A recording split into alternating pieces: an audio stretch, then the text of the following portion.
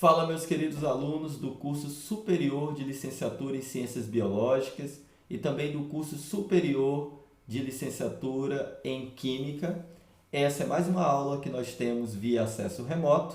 Na aula de hoje nós estaremos conversando sobre vitaminas e coenzimas, estruturas e funções. Vocês vão observar que essa aula não consta na nossa apostila previamente distribuída aos senhores e às senhoras. Entretanto, logo aqui embaixo no AVA já está disponível o material correspondente à vitamina complementar a apostila de vocês. Eu recomendo então que os senhores baixem esse material, imprimam e juntem com o material da disciplina, ok? Bom, o que são vitaminas? Com certeza, cada um de nós já passamos por um médico em algum momento e o médico disse, olha, você está com falta de vitamina. Ou mesmo houve essa constatação e você buscou alimentos ou suplementos alimentares que possuem vitaminas, né? Então, a exemplo, olha, suplementos alimentares, existem os mais gerais, né? Como o Centrum Homem, que é específico para homens, tem diferentes vitaminas e também diferentes minerais. Tem esse outro aqui, ó, Centro Ger, também é específico para homem, né, nesse caso. E nós vamos observar aqui, ó, nos ingredientes, que não vai dar de ver aí, que são vários nomes correspondentes a vitaminas. E nós vamos estudar, então, nessa aula, o que são essas vitaminas, as suas estruturas e as suas funções e importância para os organismos vivos, ok? Então, tenha certeza que depois dessa aula você vai ter um olhar diferente em relação às vitaminas e a sua importância. Então, o que são vitaminas? São compostos orgânicos não relacionados quimicamente, que não podem ser sintetizados por humano e, portanto, devem ser supridos pela dieta. Então, olha, é importante nós observarmos aqui, olha, que eles são compostos orgânicos não relacionados quimicamente. Quer dizer que cada vitamina vai ter uma estrutura química diferente, ok? Da mesma forma que a gente observou lá na aula de lipídios, que cada molécula de lipídio tem uma estrutura química diferente, cada grupo. Aqui nas vitaminas, cada vitamina vai ter uma estrutura química diferente. Uma outra coisa importante que nós precisamos marcar aqui é que as vitaminas elas não são produzidas pelos seres humanos. Nós obtemos as vitaminas na dieta. Então, é importante uma alimentação rica em alimentos, obviamente, que possuam vitaminas, ok? E elas vão atuar como cofatores enzimáticos. O que seriam esses cofatores enzimáticos? Nós observamos lá na aula, quando nós estávamos falando sobre proteínas e especializações de proteínas, nós discutimos um pouco sobre as enzimas. E nós falamos que algumas enzimas, elas possuem a necessidade de terem cofatores enzimáticos, que são moléculas orgânicas ou também alguns minerais, que vão auxiliar a enzima na sua reação catalítica, na sua reação enzimática, não é? Então, existem enzimas que têm essa necessidade desses cofatores. Quem são os principais cofatores? São pequenas sequências de proteínas, peptídeos, podem ser cofatores enzimáticos, são minerais como magnésio, como cálcio e também as vitaminas podem agir como cofatores enzimáticos. Por isso que as vitaminas elas são extremamente importantes, porque nós vamos ver que elas vão ajudar enzimas relacionadas principalmente ao metabolismo. Então, por isso que as vitaminas são extremamente importantes para todos os seres vivos, ok? Esse nome, vitamina, deixa eu fechar aqui para que eu possa dar um Enter.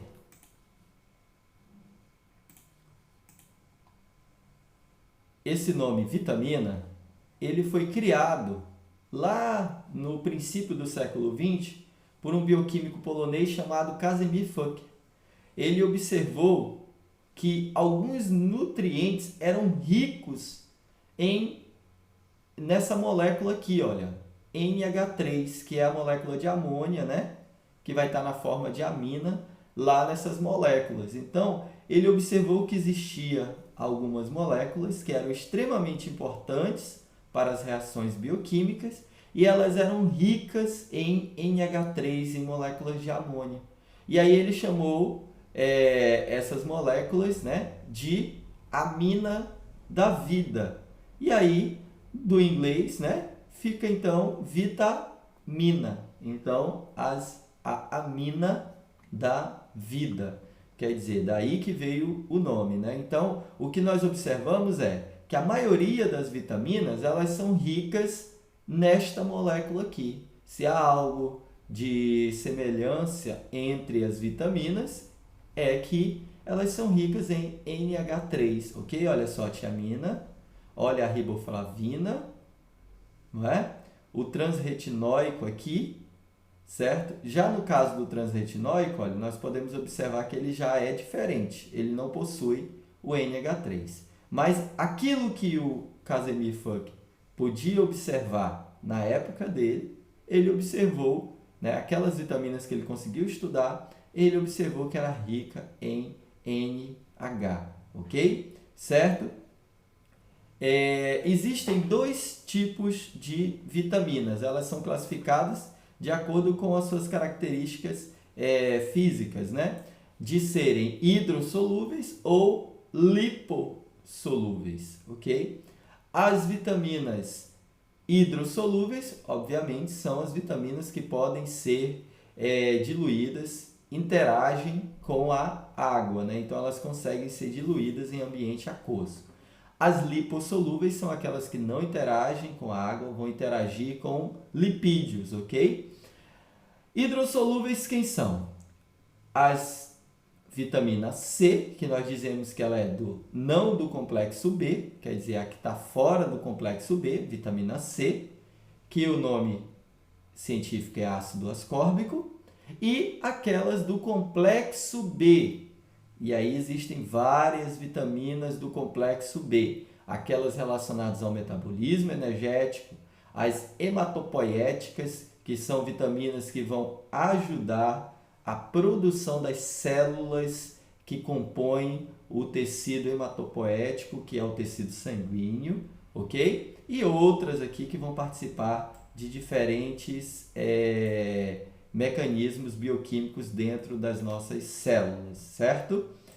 E aí, essas foram as hidrossolúveis. Nas lipossolúveis, temos a vitamina A, que é o retinol, a vitamina D, que é o colicalciferol, a vitamina K, que são as filoquinonas e as menaquinonas, e a vitamina E, que são os tocoferóis, certo? Então, nós vamos estudar cada vitamina dessa, a sua importância, a sua estrutura e a sua importância química nesta aula, certo? Então, vamos primeiro nas hidrossolúveis. Elas são solúveis em água, como eu já disse. Elas consistem em vitaminas do complexo B, que é um complexo grande de vitaminas, e as vitaminas, e a vitamina, no caso, a vitamina C. Elas não são acumuladas em altas doses no organismo, sendo eliminadas pela urina. Por esta razão, necessitamos de uma ingestão quase diária para a sua reposição. Então, olha, uma importante característica das vitaminas hidrossolúveis é que elas não são acumuladas no nosso organismo. Elas estão sempre, constantemente sendo eliminadas pela urina, ok? Então, há uma necessidade de reposição quase que diária dessas vitaminas, ok? Certo? Vamos à primeira delas, a vitamina C, ou ácido ascórbico. A vitamina C ela é um agente redutor em diversas reações, não é? A exemplo disso, olha só, a vitamina C ela é um agente redutor lá na síntese, na biossíntese do colágeno, ok? Então, ela participa da biossíntese do colágeno, ok? E ela age lá como um agente redutor, para que as fibras do colágeno adquiram estrutura necessária para dar rigidez, conformidade a diferentes tipos celulares, ok? Elas também são necessárias para a manutenção normal do tecido conjuntivo, que está bem aqui. Deixa eu tirar as setinhas para que a gente possa ver. Ok, deixa eu tirar aqui. Ainda estou aprendendo a mexer nisso aqui, gente.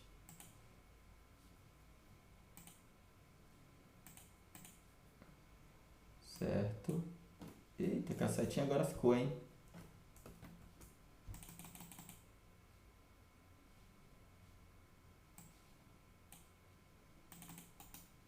Pronto, consegui, ó. Olha aqui. Vou botar para cá também a câmera, olha só. Aqui é o tecido, né? Tecido epitelial, tecido conjuntivo, tecido muscular. O tecido conjuntivo é esse tecido que vem logo abaixo da pele aqui. Então, ela é importante também para a manutenção desse tecido, não é? Também relacionada ao colágeno, que faz uma parte desse tecido aqui, é rico em colágeno. Então, a vitamina C está relacionada a isso. Então, agora, explica muito bem por que naqueles cremes anti-idade, anti-ruga, eles são ricos em vitamina C. Porque a vitamina C ela é importante para a constituição aqui, olha, do tecido conjuntivo.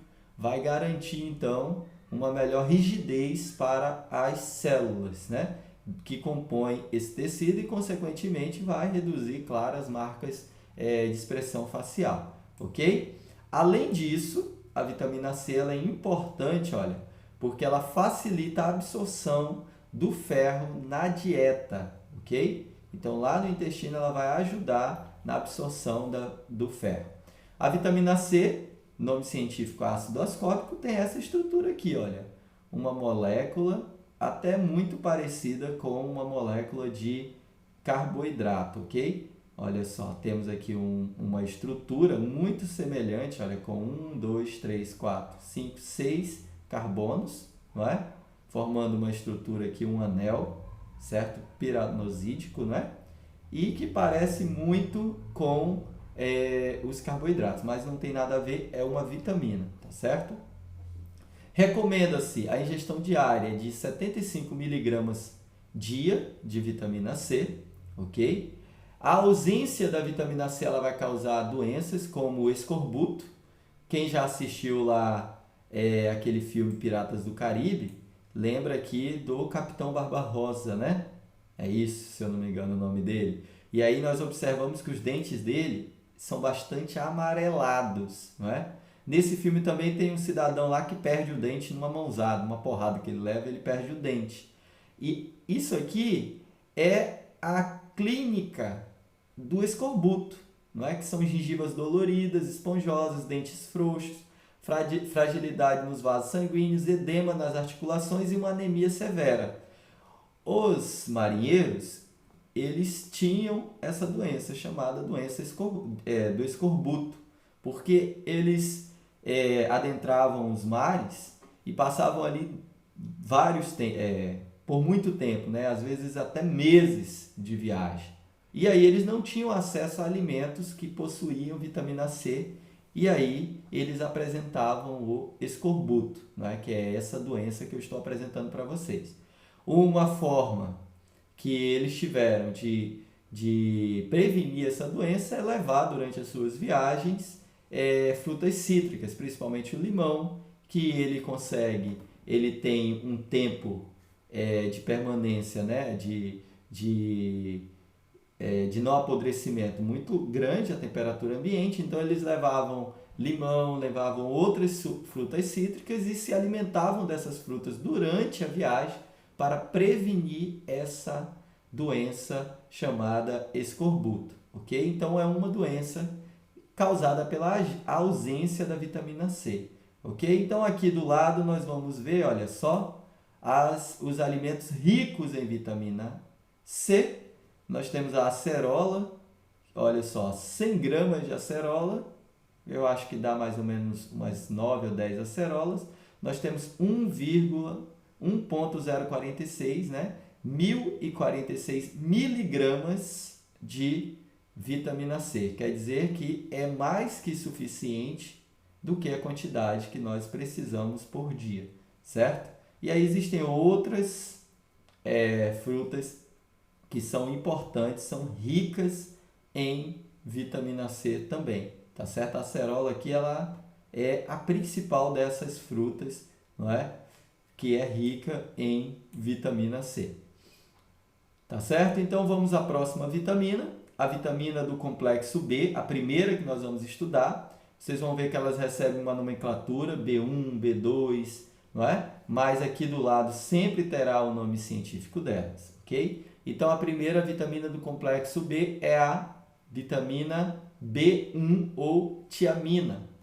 Ela é convertida na sua forma ativa para tiamino, em sua forma ativa, tiamino pirofosfato, lá no cérebro e no fígado, por uma enzima específica chamada tiamina disfosfotransferase.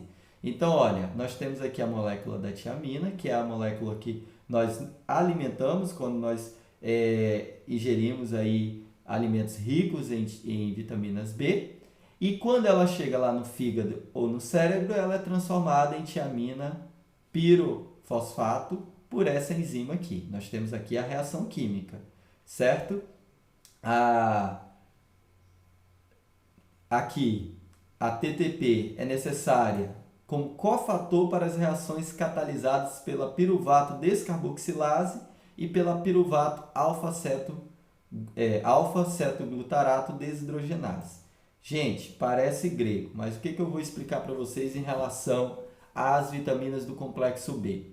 Vocês vão observar que a partir de agora, quando nós estivermos falando sobre vitaminas do complexo B, nós vamos estar falando de vitaminas que participam como cofatores de reações enzimáticas relacionadas ao metabolismo, em especial ao metabolismo de carboidratos, ok? Então gravem isso aí. As vitaminas do complexo B, elas participam como cofatores enzimáticos em reações químicas, não é? Que envolvem enzimas, em especial reações relacionadas ao metabolismo, a quebra dos carboidratos para a produção de energia, tá certo? Vamos ao exemplo? Aqui a vitamina B1 ou tiamina, olha só. Aqui nós temos parte do ciclo, né, da glicólise, onde nós temos o piruvato e aqui nós temos o acetaldeído.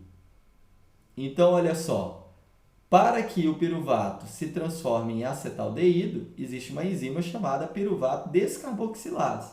Mas para que essa enzima aqui possa funcionar, ela precisa de quem? Da tiamina, olha, que está aqui na sigla, TPP, que é tiamina pirofosfato, né? Então, olha, para que a enzima possa funcionar, transformar o piruvato em acetaldeído, precisa do cofator, a coenzima, chamada TPP ou tiamina, tá certo? Ah, professor, quem é o piruvato? O que é esse acetaldeído? Calma, fica tranquilo que nós teremos aí as aulas relacionadas ao metabolismo dos carboidratos, não é? Nas nossas próximas aulas, nós já estaremos falando sobre o metabolismo, ok? Onde nós encontramos, então, as vitaminas ou a vitamina B1. Principalmente, olha, em carnes, né? No fígado, carnes vermelhas e alguns legumes e cereais, aqui nós colocamos alguns, no leite e no ovo, certo? Vocês vão observar que as vitaminas do complexo B sempre terão carnes vermelhas aqui, principalmente carnes vermelhas. Está lá ricas em vitaminas do complexo B. Por quê? Se são vitaminas relacionadas ao metabolismo, obviamente que músculo e fígado, onde ocorre uma necessidade grande de energia, vai ter também uma quantidade dessas vitaminas. Como as carnes são os músculos dos animais, né? E o fígado são propriamente os fígados dos animais, obviamente são locais onde estarão ricos em vitaminas do complexo B. Então não tem como errar. Vitaminas do complexo B estão relacionadas ao metabolismo energético, principalmente carboidratos, onde elas se encontram nos alimentos, principalmente nas carnes, no fígado e no ovo. Vocês vão ver que sempre repetem. Quantidade, precisamos de muito pouco, 1,2 miligrama dia. Pra vocês terem ideia o que é isso aqui, gente, a nossa balança, isso aqui é o mínimo que a nossa balança a nossa melhor balança lá do laboratório pode pesar, não é? É um pouquinho só, imagina aí que seja 1 ou 2 grãos de açúcar. Não, acho que dá mais um pouquinho, acho que alguns grãos de açúcar daria 1,2 miligramas, né? Para vocês terem ideia da dimensão, a quantidade, muito pouco a necessidade de tiamina, ok? A ausência vai causar beriberi, que é caracterizada pela pele seca, irritabilidade, pensamento desordenado e paralisia progressiva, ok? Essa síndrome ela não é tão comum, considerando a quantidade mínima de ingestão, está relacionada principalmente a pessoas em condições, né, de escravidão ou também em condições de desnutrição profunda, podem ter beriberi, também presos em locais onde eles são desassistidos, né, também podem ter beriberi, ok? Tem outra síndrome também, que é desses 2 cidadãos aqui, que eu nem me arrisco a falar o nome, que está presente no alcoolismo crônico, caracterizado pela apatia, perda da memória, um movimento rítmico dos globos oculares. Aqui já é uma síndrome, principalmente em pessoas que são alcoólatras, né? Essas pessoas elas fazem a ingesta do álcool, obviamente elas não têm um acesso a um perfil nutricional adequado e, além disso, o álcool ele vai interferir no metabolismo dessas vitaminas lá no fígado. Lembra que ela é metabolizada no fígado, e já que o álcool ele vai utilizar a maquinaria do fígado para ser processado e eliminado, causa também aí um problema no metabolismo dessas vitaminas, ok? Causando aí uma síndrome caracterizada pela apatia, perda de memória, movimentos arrítmicos dos globos oculares, ok? Próxima vitamina, vitamina B2 ou, nome científico, riboflavina, ok? Gente, eu nem falei, mas aqui do lado eu tenho alguns cards que nos ajudam a lembrar para que serve cada vitamina, ok? Então, olha, a vitamina B2, ela é convertida para formas biológicas chamadas flavina, mononucleotídeo, FMN, e flavina adenina dinucleotídeo, ok? Então ela entra como riboflavina, quando chega dentro do nosso organismo, ela é convertida nessas formas biológicas aqui, né? Que é a FMN e a FAD, certo? O que são essas FMN e essas FAD? São as formas biológicas da riboflavina e elas participam de novo, olha só, como coenzimas, sendo reduzidas ou oxidadas. Olha só, nós temos aqui uma parte lá do ciclo de Krebs. Fica tranquilo, o que é o ciclo do ácido cítrico, o ciclo de Krebs? Fica tranquilo que nós vamos ver na próxima aula. Mas olha, metabolismo energético de novo. Succinato, que é essa molécula aqui, precisa ser convertido em furamato.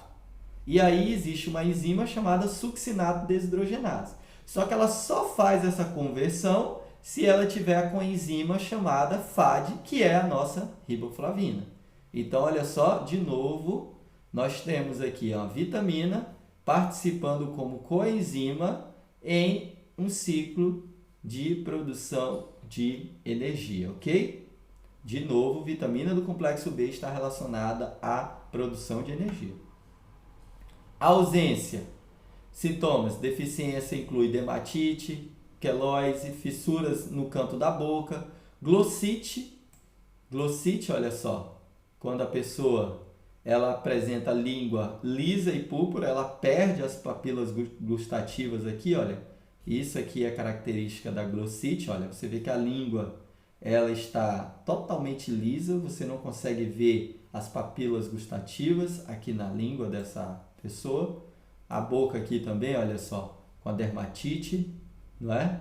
Então é característica da ausência da riboflavina, certo? A quantidade é muito pequena também diária. E onde vai estar? No fígado de novo, nas carnes vermelhas, aqui entra a carne branca, no queijo, no leite e nos ovos, tá certo? Outra vitamina importante, vitamina B3 ou niacina. Os precursores dela é o ácido nicotínico e a nicotinamida.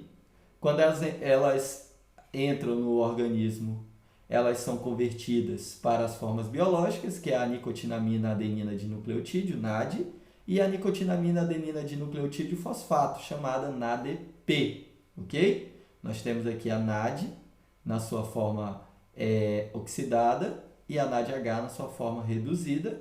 Então, e aqui nós temos a NADP na sua forma oxidada e do lado a NADPH na sua forma reduzida, ok?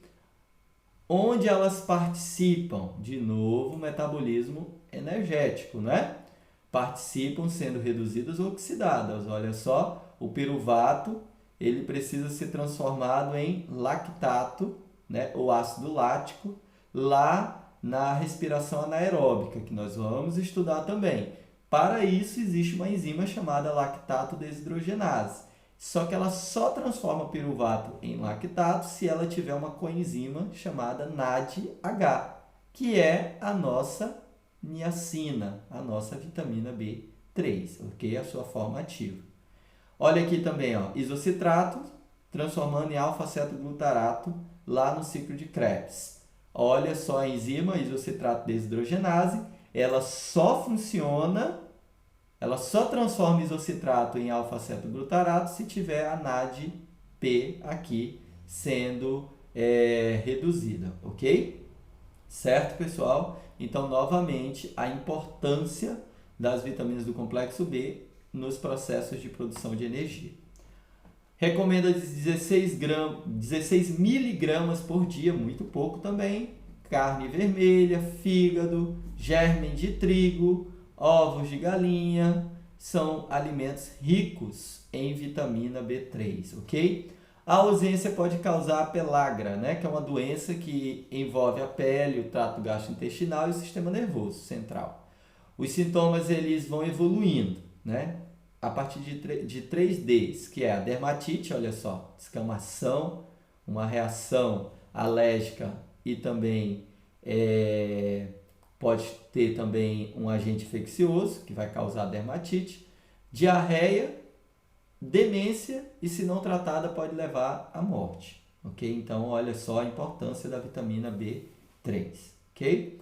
Próxima vitamina B7, pode ser chamada também de B8, vocês podem encontrar no livro assim, e o nome científico biotina.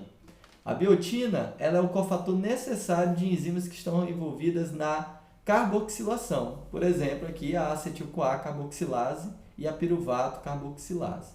Veja, o piruvato, para ser convertido em oxalacetato, ou vice-versa, precisa de uma enzima chamada piruvato carboxilase, que precisa, por sua vez, da biotina, ok? Aqui também o piruvato, olha, de novo, transformando em oxalacetato, a enzima piruvato carboxilase faz isso na presença da biotina. Então, a biotina, mais uma vez, uma vitamina do complexo B relacionada ao metabolismo energético. A ausência é muito rara, porque essa vitamina ela é amplamente distribuída em alimentos, né? E também ela pode ser produzida por bactérias no nosso intestino, ok? Gente, como vocês já viram, com certeza na biologia celular ou na microbiologia básica, o nosso trato gastrointestinal ele é rico em bactérias, né? E essas bactérias elas estabelecem uma relação importante com os seres humanos, né? E uma das importâncias nessa relação é que essas bactérias elas se alimentam dos alimentos que caem no trato gastrointestinal e produzem vitaminas, né? A exemplo disso é a biotina. Por isso que, olha, a ingestão diária é muito pequena, 0,3 miligramas, que vai dar 300 microgramas. É pouquíssima quantidade de vitamina. Para vocês terem ideia, não é possível pesar isso aqui na balança do laboratório, nem na nossa balança mais precisa, né? Mais analítica, nós não conseguimos pesar isso aqui, ok? É claro que a ausência vai causar distúrbios no metabolismo, né? De gorduras e de carboidratos, De novo, olha aí, carnes, ovos e cereais são ricos em biotina. Outra vitamina importante, a vitamina B5 ou ácido pantotênico, né? O ácido pantotênico ele também é conhecido como vitamina B5. O pantotenato, que é a mesma coisa que ácido pantotênico, ele é necessário para a síntese da coenzima A.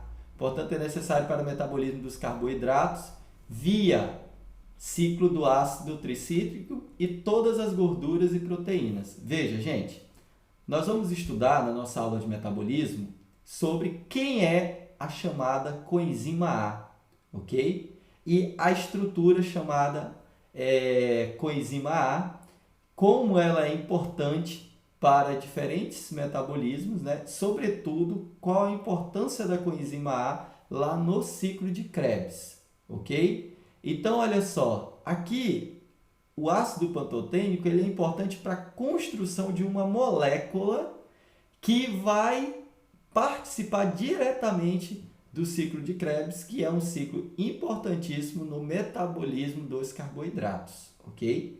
Então, ela é base para a construção da coenzima A. Olha só, ácido pantotênico, olha a coenzima A. Ela é a junção do ácido pantotênico com essa molécula aqui, certo? Que é uma espécie de nucleotídeo, né? Que vai se ligar aqui, formando a coenzima A, certo? Então, ela está aí.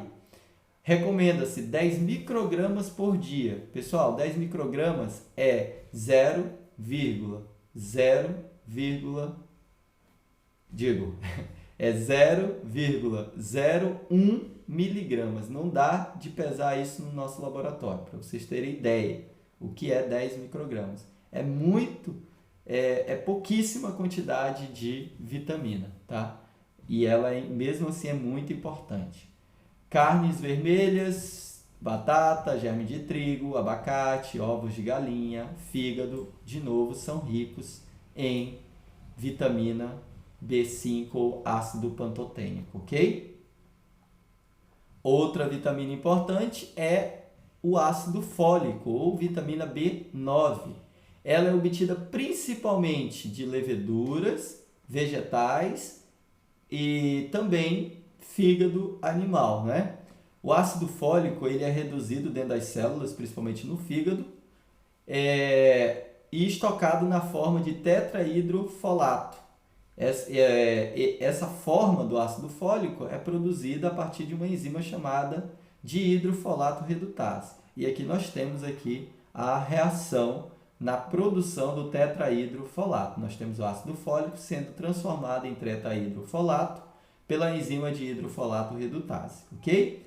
Para que serve então o ácido fólico, né? A função dele, já na sua forma ativa, tetrahidrofolato, é carregar e transferir várias formas de unidade de carbonos durante reações biosintéticas.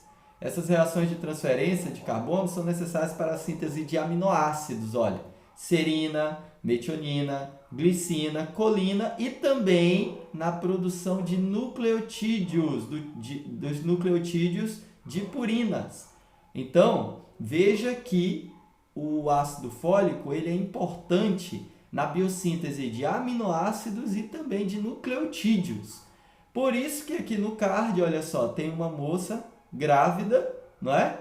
E levantando o peso, assim, mostrando a necessidade do ácido fólico. Por quê? No momento da gravidez, é o momento onde a mulher ela tem a maior necessidade do ácido fólico, porque ela precisa realizar a biossíntese desses aminoácidos, precisa de nucleotídeos também. Para quê? Para que a criança que está sendo desenvolvida aqui no útero dela possa ter acesso a essas bases para construir as suas proteínas e também para a construção das novas fitas de DNA nas divisões celulares que estão ocorrendo aqui na formação desse novo indivíduo, ok? Então, as mulheres elas precisam ingerir ácido fólico, principalmente na gravidez. Quem aí na sala já passou pelo processo de gravidez sabe que assim que confirmado, já no pré-natal, na primeira consulta, a médica ou o enfermeiro, a enfermeira, ela vai falar, olha, você tem que tomar ácido fólico, está aqui a receita, compre ácido fólico. Ah, mas eu não estou anêmica, ela não quer saber, ela vai te passar ácido fólico, porque a criança ela vai precisar ter acesso a esses alimentos aqui, não é? E, consequentemente, precisa do ácido fólico aí para o seu desenvolvimento. Agora, quando não ocorre a ingestão de ácido fólico durante a gravidez, a criança ela pode nascer com algumas dificuldades, ok?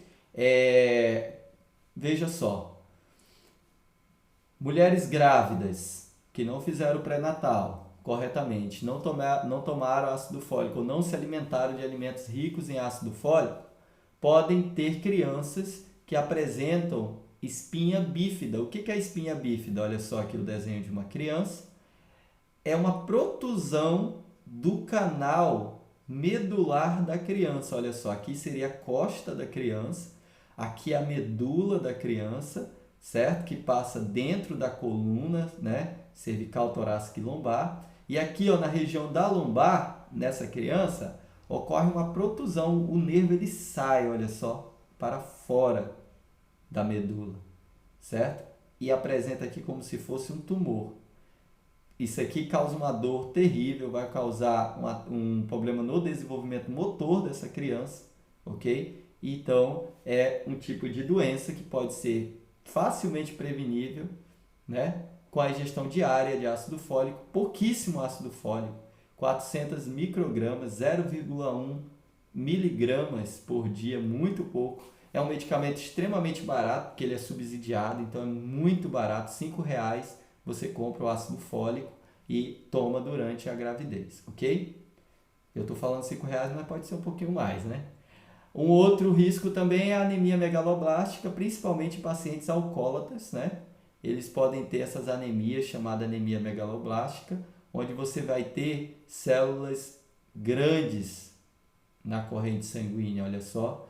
Células normais, aqui nós temos um linfócito, por exemplo, não é? Quase um pouco maior, claro, do que as hemácias.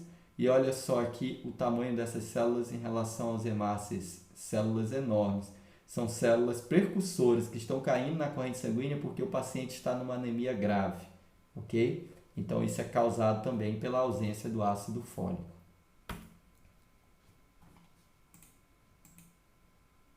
Outra vitamina importante é a vitamina B12 ou cobalamina, quase que eu não consigo falar. Ela é sintetizada também exclusivamente por micro-organismos e também ela é encontrada no fígado de animais. Então são essas duas fontes da cobalamina, né? Existem apenas duas reações que requerem essa vitamina, a vitamina B12 como cofator, não é?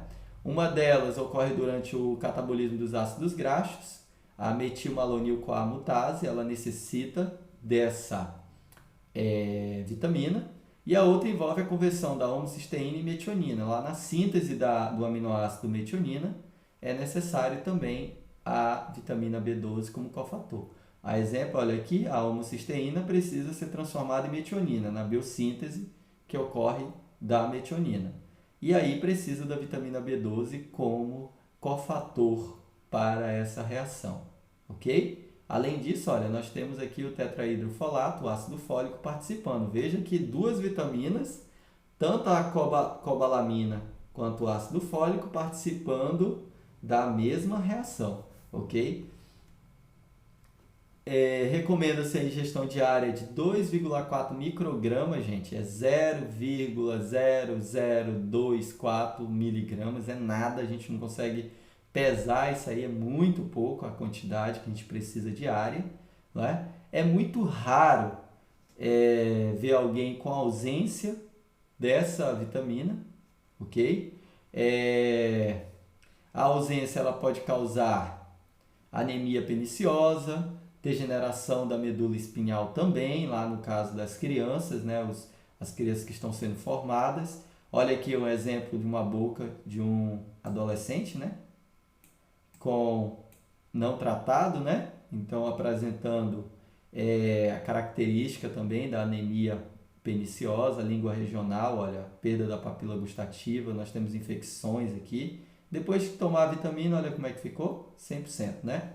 Olha aqui um exemplo de impedimento, né, na absorção dessas vitaminas, olha só, aqui é qualquer alteração que possa ocorrer no nosso estômago, né?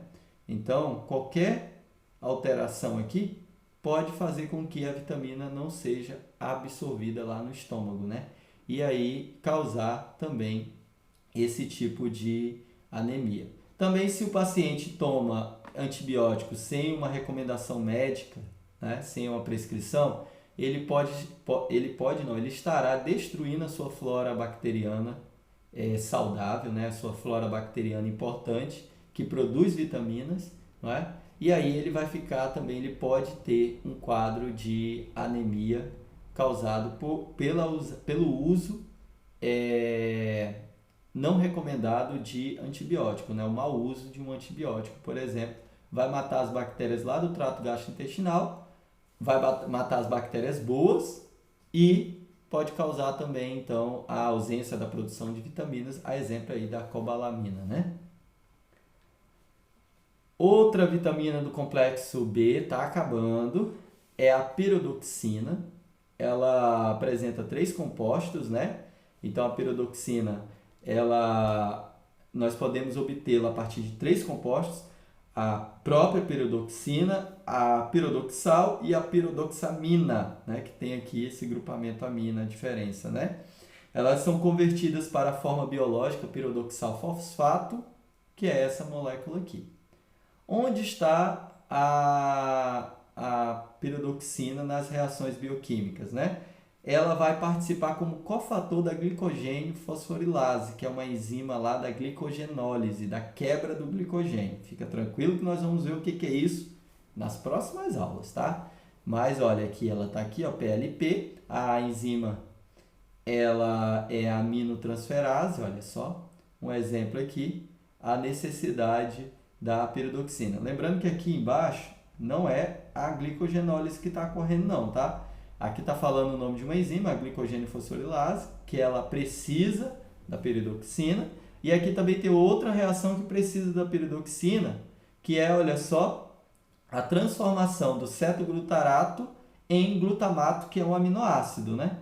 Então, quem faz isso é a aminotransferase, que é uma enzima, aminotransferase, e ela vai transformar cetoglutarato em glutamato, né? Só que ela só faz isso na presença do cofator enzimático chamado piridoxina. Mais um exemplo onde as vitaminas do complexo B estão participando do metabolismo, aqui já do metabolismo de proteínas.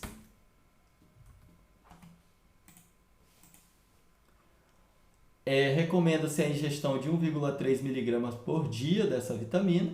A ausência ela é rara, pode causar convulsões nos recém-nascidos e em mulheres que usam contraceptivos orais ou alcoolistas, né? Também podem ter problemas com a ausência da piridoxina. Pronto, terminamos, ufa, terminamos as vitaminas do complexo B, as vitaminas hidrossolúveis, lembrando que ainda temos a vitamina C, que nós já conversamos também. E agora nós vamos falar sobre as vitaminas lipossolúveis. Lipossolúveis, obviamente, são moléculas apolares, ou seja, hidrofóbicas, que têm fobia pela água, quer dizer, que não interagem com a água, ok? Elas são absorvidas e transportadas junto com os lipídios da dieta. E elas podem ser armazenadas, está vendo a diferença? As hidrossolúveis não são armazenadas, são excretadas na urina. Quer dizer, se você toma muita vitamina C, o que vai acontecer é que essa vitamina C vai sair na urina. O organismo vai absorver o que precisa absorver, não é? Como não acumula, vai excretar pela urina. Já as lipossolúveis, aí elas podem ser armazenadas. Então, nós devemos tomar cuidado também. Por quê? Porque se você faz uma ingestão de uma dessas vitaminas de forma excessiva, pode também causar doenças. Aqui nós vamos ver que tanto o excesso quanto a ausência pode causar algum tipo de doença, ok? Certo? A primeira delas é a vitamina A. Olha só, você vê aqui um carinha com óculos, né? Parecendo que ele tem uma super visão. A vitamina A, ela é encontrada na forma de retinol ou beta-caroteno, né? E ainda existe aqui a forma retinal dela. Então, são 3 moléculas, retinol, retinal, né? E o beta-caroteno, certo? Cada um desses 3 compostos ele é derivado de uma molécula precursora, né? Que é o beta-caroteno, um membro das famílias das moléculas conhecidas como carotenoides. Olha, nós já estamos observando aqui que esses carotenoides eles estão aqui principalmente, olha, nas frutas, nos alimentos que tem aqui uma cor, né, vibrante, né? Por exemplo, aqui o nosso... Como é que é o nome disso aqui, gente? Quem souber o nome, coloca aí que eu esqueci o nome desse alimento aqui, dessa fruta. Mamão, né? Isso. Olha aí, falaram, eu vi que vocês falaram mamão. Então, para que serve então a vitamina A, né? Na retina, o retinaldeído atua como grupo protético das proteínas opsinas fotossensíveis, formando a rodopsina nos bastonetes e a iodopsina nos cones, necessário para a percepção de cores e luminosidade. Veja, nós estamos observando aqui um quadro com diferentes cores. Eu tenho certeza que vocês conseguem ver as cores aqui, né? A exceção que caso você tenha alguma dificuldade de visão, você não vai ver todas as cores. Mas a maioria dos senhores e senhoras conseguem ver todas as cores, definir cor e profundidade. Nós sabemos que isso aqui está mais perto de quem tirou a foto e aquela cor lá, olha, o sol está bem longe de quem tirou a foto, né? Como que nós conseguimos ver isso? Porque lá nos nossos olhos, né? Aqui no fundo do olho, olha só, nesse tecido aqui chamado retina, nós temos 2 tipos de células. Nós temos os bastonetes e os cones. E esses bastonetes e cones que são responsáveis pela percepção de cores e luminosidade. Então, eles são responsáveis pela nossa visão. A luz ela bate aqui, olha, certo? Aqui na nossa íris, ela é invertida, então ela vai lá, bate no fundo do olho.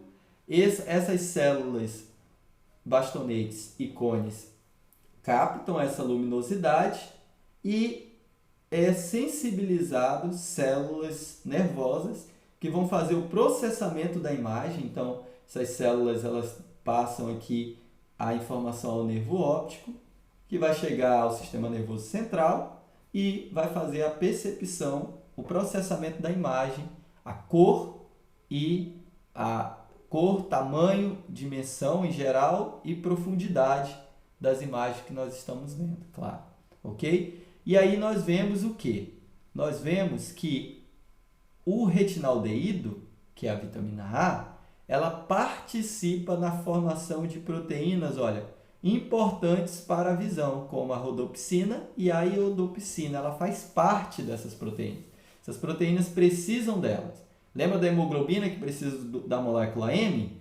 Aqui a rodopsina e a iodopsina precisam da molécula retinaldeído para que ela possa fazer o processo aí de captação das imagens, né, da cor, da percepção da imagem, ok?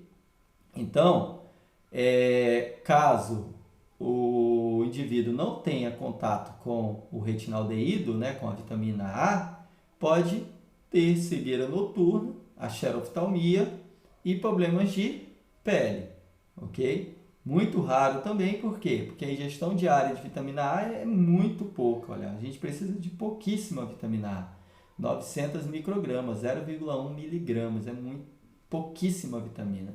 Onde nós vamos encontrar? Aqueles mesmos alimentos, né, praticamente, no fígado, no ovo, manga, todas aquelas frutas com cores bastante vibrantes, sempre são ricas em vitamina A, cenoura, que é bem vibrante, olha, pimentão, espinafre, batata doce, tomate, ok? Então, seria essa a vitamina A.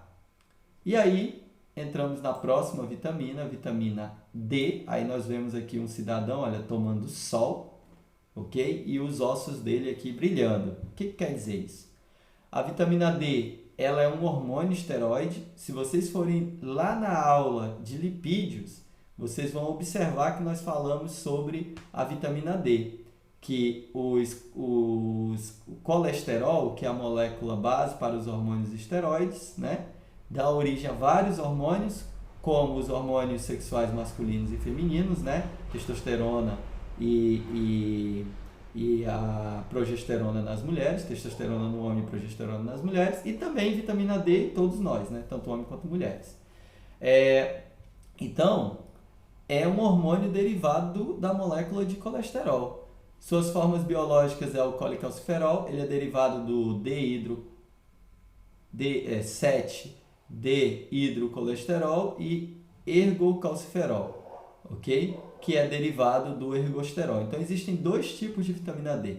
Uma vitamina D que nós obtemos a partir do processamento do colesterol que nós tiramos da alimentação de animais, né? Que é o D-hidrocolesterol, e uma outra vitamina D com a mesma função, que é a ergocalciferol, que é obtida de uma molécula que nós tiramos de planta, que é a ergosterol, ok? Ela age principalmente, a vitamina D, na regulação da homeostase do cálcio e do fósforo. Onde tem cálcio e fósforo? Nos ossos. Então, ela participa da regulação da quantidade. Todos os dias nós estamos perdendo matriz óssea e ganhando matriz óssea, ok? Existem lá dois tipos de células que vão produzir matriz óssea ou descalcificar a matriz óssea para liberar cálcio e fósforo na corrente sanguínea. Então, a vitamina D, a colecalciferol, ela participa dessa regulação, ok? Aí nós temos aqui um desenho aqui, onde nós temos um passarinho lá do Snoopy, né? Pegando sol. Por que eu coloquei esse desenho aqui? Porque, veja, nós nos alimentamos de precursores, né, de colesterol, e precisamos produzir a vitamina D, o colecalciferol, a forma ativa da vitamina. Só que essa reação aqui de biossíntese, essa primeira reação de biossíntese aqui, ela ocorre na pele e é necessária luz solar para que ocorra essa reação. Então, por isso é importante nós termos contato com a luz solar. Claro, né? Em um horário recomendado, né? Até no máximo às 9 horas da manhã, não é? E no final da tarde, né? Também não é o sol de meio-dia, porque esse sol ele tem alta incidência aí de UVA, UVB, não é? Que podem causar alterações e potencializar o aparecimento de alguns tipos de câncer, né? Então não é esse sol, eu estou falando do sol da manhã, do início da manhã, até no máximo às 9 horas da manhã e do final da tarde, ok? Esse sol é importante então para converter o colesterol que nós nos alimentamos em vitamina D. E aí essa vitamina D, lá no fígado, ela é transformada em calcitriol, que é a forma ativa dela, ok? E aí o calcitriol vai participar da biossíntese do tecido ósseo, tá? O osso é um tecido, eu espero que vocês saibam disso, claro, né? Que o osso é um tecido vivo, né? Tem células ali, osteoblastos e osteoclastos, células que vão construindo as matrizes ósseas, ok? Aqui eu já falei, ela é produzida na pele, ela é quantidade muito pequena. Quando não tem acesso à vitamina D, pode causar o raquitismo, né? A pessoa tem retardo no crescimento, pode causar também osteomalácia. O que é a osteomalácia? Os ossos eles ficam frágeis, olha. Então, durante o crescimento, olha, um osso normal, um fêmur, seria assim. No malácia, ele ficou frágil. Então, pelo peso do próprio corpo, ele começa a entortar. As pernas da criança vai ficando tortas. Olha só a ausência da vitamina C. Essa criança extremamente desnutrida, né? Ausente de vitamina C. E olha só, depois de 14 meses de tratamento com vitamina C, olha como muda, né? Então, é algo tão simples, né? Alimentar-se corretamente, pegar sol, o sol adequado diariamente, ok? É o que previne aí esse tipo de doença. Está onde? Carne. Aqui entra agora algo diferente, né? Que são aqui as sardinhas, mesmo enlatadas, gente. Acredite, faz bem, porque é rica em colesterol, então precursora da vitamina D e outros alimentos que vocês podem ver aí, tá bom? Agora chegamos na vitamina K, e aí nós temos aqui o desenho de uma socorrista com band-aid na mão, né? A vitamina K, ou também chamada de filoquinona, menaquinona ou menadiol, ela consiste em 3 moléculas ativas, como eu falei, olha, a filoquinona que está lá nas plantas, então nós obtemos quando nos alimentamos de planta. Menaquinona que está lá nas nossas bactérias intestinais, elas produzem para a gente vitamina K do tipo menaquinona. E o menadiol, que é o sintético, o construído aí para compor os nossos suprimentos alimentares, ok? Ela é importante porque ela participa, né, na produção dos fatores de coagulação. Todo mundo já viu coagulação, né? Já presenciou na pele, literalmente, o que é coagulação. Vocês vão ver aí em alguma das disciplinas a cascata de coagulação. Então, existem diferentes fatores, né? Moléculas orgânicas, alguns pequenos peptídeos também, que vão ativando uma cascata de moléculas para que ocorra o que nós estamos vendo aqui, que é a coagulação, que é a trombina, a protombrina se transformar em trombina, não é? Criar uma malha que vai bloquear o sangramento, estancar o sangramento. Isso é a coagulação, é aquilo que a gente vê, né? Quem já se cortou, observa ali que forma um gel que estanca o sangramento. Para esses fatores, na produção desses fatores, está lá a vitamina K como cofator das enzimas que produzem os fatores da coagulação. Então, um paciente sem vitamina K, obviamente, é um paciente que vai apresentar distúrbios na coagulação sanguínea, ok? Lembrando que ela vai ajudar lá no fígado, porque esses cofatores, a sua maioria, são produzidos no fígado, ok? Então, vamos lá. Olha só, doenças, hemorragia. O paciente que não tem vitamina K vai ter doenças hemorrágicas, né? É muito raro essa ser a causa da hemorragia, porque a principal causa de hemorragia são doenças genéticas, ok? Mas pode acontecer do paciente estar apresentando hemorragias, principalmente esse sangramento. Gente, observe a língua, os dentes e a gengiva. Eles são característicos de falta de vitamina. Quem já foi no médico sabe. O médico olha para você e pergunta: o que você está sentindo? Ah, eu estou cansado, estou afadigado. Aí o médico diz: abre a boca. Primeira coisa que o médico faz: abre a boca. Ele olha a tua língua, olha os dentes, a gengiva, não é? E ele vai atrás desses sinais. Olha, hemorragia na boca de um paciente que aparentemente é saudável, falta de vitamina K. Língua regional, que é aquela língua sem as papilas gustativas, faltas de vitamina do complexo B. E aí, sucessivamente, é assim que ele faz a anamnese dele, ok? Então, é muito raro ter uma hemorragia dessa forma, só se realmente o paciente não estiver se alimentando. Lembrando que as bactérias intestinais, elas produzem a vitamina K para a gente, ok? Olha, a dose diária dela é 120 microgramas por dia, que é 0,2 miligramas por dia. Pouquíssima vitamina K, ok? Porque nós temos lá bactérias produzindo. Existe um momento também que pode causar a ausência da vitamina K e, consequentemente, doenças hemorrágicas, que é o uso prolongado de antibióticos. Ou também o uso sem uma prescrição médica e sem um aconselhamento farmacêutico de antibiótico, né? O uso indiscriminado de antibiótico pode causar também uma hemorragia. Por quê? Porque esses antibióticos vão matar suas bactérias intestinais. Matando as bactérias intestinais, você não tem acesso à vitamina K e, consequentemente, pode apresentar, então, hemorragias, ok? Vamos lá. Vitamina E, chamada também de tocoferol ou tocotrienol. Ela consiste em 2 moléculas biologicamente ativas, essas que eu já falei. A função dela é agir como antioxidante natural ela capta moléculas de radicais livres e oxigênio molecular também. A vitamina E ela é importante na prevenção de peroxidação de ácidos graxos poliinsaturados.